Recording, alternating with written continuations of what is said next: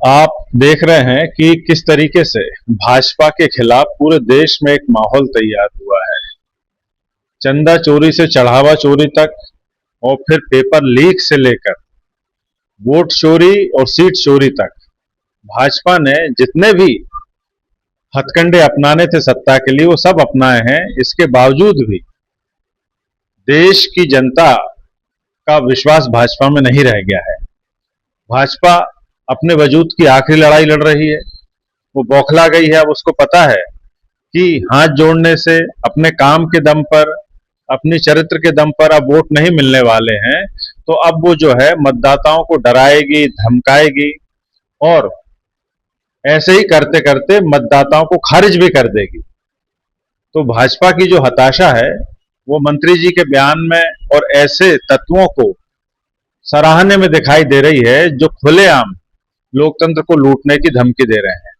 हमने अपने वरिष्ठ नेताओं से चर्चा की है। इस विषय को आपके माध्यम से जो संज्ञान में लाया गया है, हम इस पर कानूनी कार्रवाई करेंगे और माननीय चुनाव आयोग से निवेदन करेंगे कि ऐसे आपराधिक किस्म के मंत्री को जो चुनाव को लूटने की मंशा रखता है, उसको आप तत्काल चुनाव क्षेत्र से बाहर कीजिए।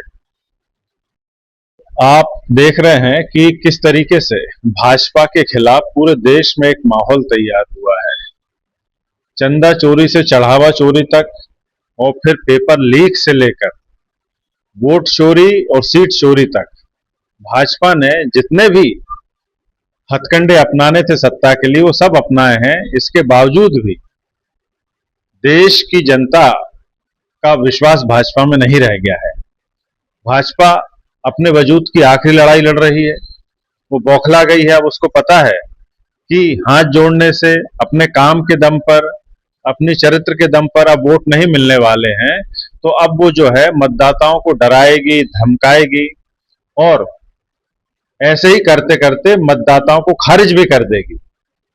तो भाजपा की जो हताशा है वो मंत्री जी के बयान में और ऐसे तत्वों को सराहने में दिखाई दे रही है जो खुलेआम लोकतंत्र को लूटने की धमकी दे रहे हैं।